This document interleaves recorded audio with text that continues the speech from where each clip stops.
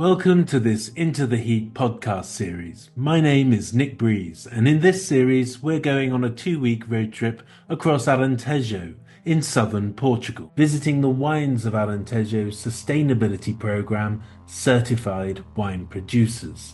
I'll also be joined by esteemed friends who we are going to meet in a moment.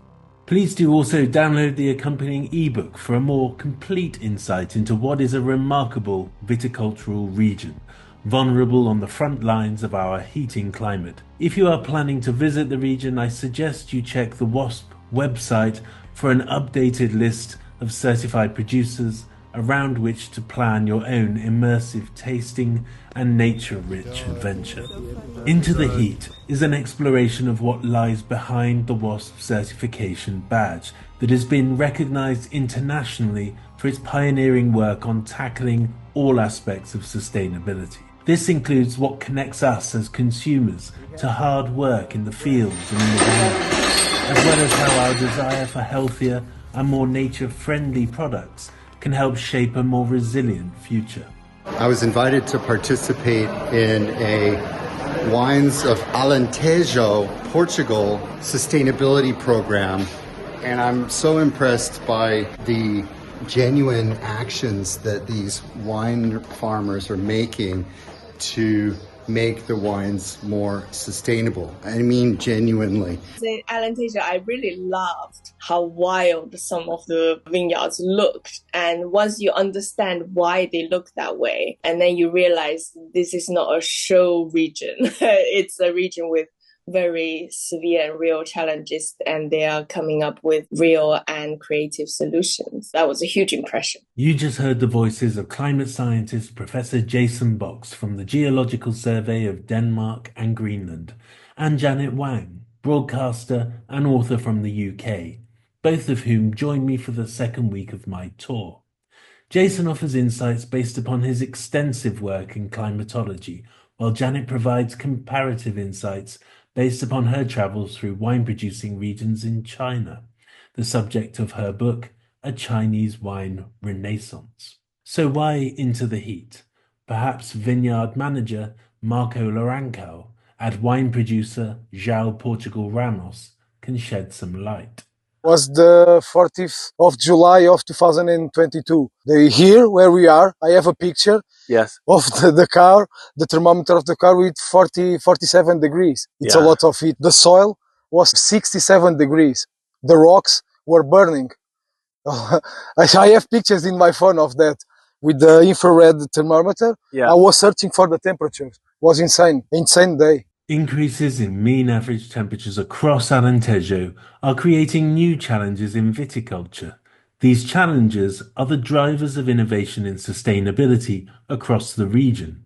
Here, Helena Manuel, viticultural manager at Herdad dos Lagos, talks about new approaches to preserve quality in the face of climate heating. Our challenge, I believe, everywhere in Alentejo is producing wines with lower alcohol content.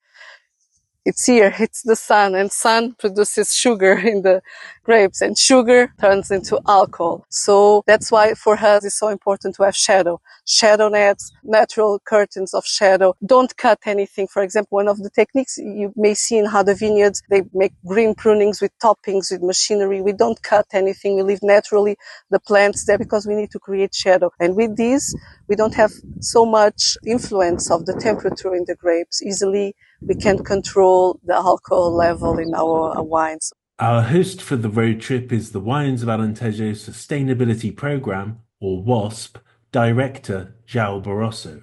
Here João provides an overview of the progress the WASP is making since 2015, when the original program was created, that eventually led to the certification launch in 2020. In 2020, we launched the certification, and basically in 4 years, we've reached a third of the wine production of Alentejo is already sustainably produced certified. We've reached a third also of the area of the region, so we have around 7,500 hectares certified sustainably produced. And what happens is, because this is creating a lot of traction with the more, let's call it, evolved markets, producers are seeing the competitive advantages of putting wines in the market with this distinctive little seal. Quite often we're presented with the word sustainability as a bolt-on to some well-intentioned marketing material in any given industry that we are engaging with.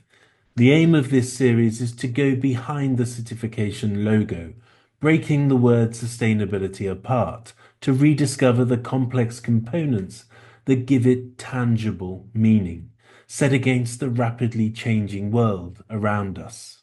I used to talk with the people that work with us and show like two pictures, a desert picture and a forest picture. And I say, where do you like to live? Everybody say in the forest. So why should the plants live in the desert? We should give them the best of that. If we give them the best of that, they're going to return us the best grapes. That was Luis Constantino from Haddad dos Glaush. Luis is overseeing regenerative efforts inspired by his team's successes, of which we'll hear more soon. The landscape across southern Portugal has a raw feel. Along the roads we cut through forests of cork oak trees, vineyards, and olive groves with ancient indigenous varieties twisting their way upwards, cutting impressive silhouettes, fading into the bright azure of the sunlit sky. To the north of Evora, around Borba and Redondo, the geology is largely granite and marble. Giant mined pink and white marble boulders stack up along the horizon with solar fields, vineyards, and rich biodiverse areas laid out, forming a patchwork of life. We like to compare to a tapestry where we are different things working together like a puzzle. We are trying to figure out what we can get from forests in order to help our vines, or what our vines could help our nuts. And I think now in regenerative viticulture or agriculture or farming, that whatever you want to call it, I think we found the solution that we want. To the south, surrounding the town of Vidigueira, there are areas rusting in the sun from a mixture of iron-rich deposits and weathered, oxidized surfaces. Areas of limestone and sandy soils are nutrient-poor, but offer excellent drainage, encouraging vine roots to dig deep in search of water. They also contribute characteristics of elegant, bright acidity to wines like those made from the autochthonous variety Antalvash. Autochthonous simply means it originated and has evolved in a specific place. Famously hot, Alentejo often reaches over 40 to 45 degrees Celsius in the peak months of summer. What the science shows us is that the temperatures are rising, both in frequency and intensity. This is borne out in the experiences of producers such as Ian Reynolds Richardson at Mushao. Before global warming comes global weirding. We've certainly had that hit us here. So we've had 3 100-year events in 13 months, floods. So I'd be standing virtually at water level. My head would be at water level right now. So the vines would be just about covered, and sadly destroyed one of our old bridges here as well. When it comes to heat, it's the duration of our heat waves which have really hit us most. 2018 was a case in point where we had 4 or 5 days of over 45 degrees or around 45 degrees. We have some old vineyards which were irrigated rather too often and rather too frequently with small quantities of water at a time, and those suffered quite badly in the heat wave, and the ones that had absolutely no irrigation at all were untouched, which was a big lesson for us. These real-life accounts are reflected in what scientists tell us is a worsening trend. As Professor Francisco Ferreira at the Nova School of Science and Technology of Nova University Lisbon says, the scenarios for the south of Portugal in terms of warming and impacts of climate change are really complicated. Within the Mediterranean and particularly the Iberian Peninsula, we're probably within one of the areas that will suffer the most. We're talking about average temperatures during the summertime that could go 7 degrees higher, 7 degrees Celsius higher than they were a few decades ago. We're talking about rainfall that could be reduced by 40%. These changes are directly linked to carbon pollution, predominantly from burning fossil fuels such as coal, oil, and gas.